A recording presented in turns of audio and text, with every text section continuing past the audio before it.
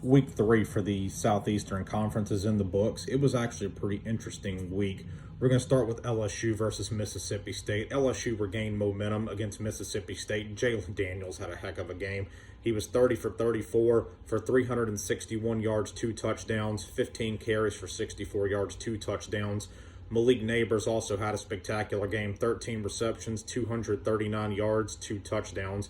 LSU looks to regain the momentum they lost against Florida State, and hopefully they can continue on with the season. Missouri shocked number 15 Kansas State on the longest field goal in SEC history. It was a shocking win, and more shocking than that is Missouri is one of only 5 teams in the SEC that still has an undefeated record. They might can make some noise in the East this season, we'll see.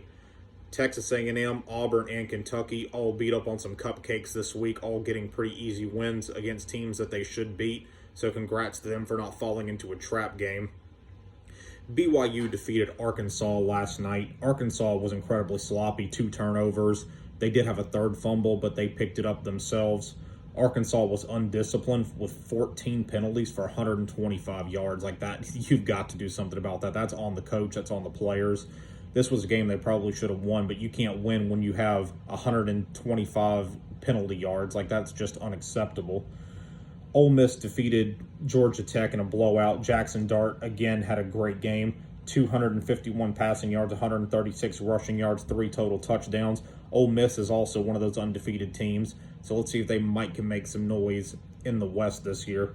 Vandy lost to UNLV in a shootout. It's a game they probably should have won also, but, I mean, Vanderbilt in a shootout, you don't really hear that very often, but that was a pretty bad loss for them. Now, the games I really want to get to. Georgia wins a hard-fought game against South Carolina.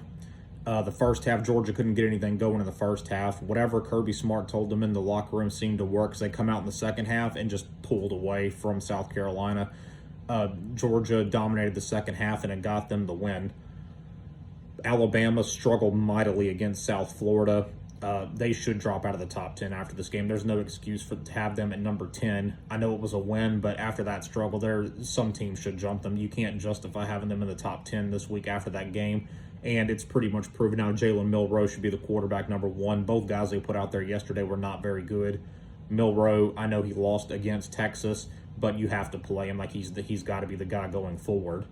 And the game I want to talk about the most is Florida and Tennessee. Florida beats Tennessee for the 10th straight time at the Swamp. Florida had a whopping 37 minutes of possession in this game, with Trevor Etienne having 172 rushing yards, took over the game, dominated.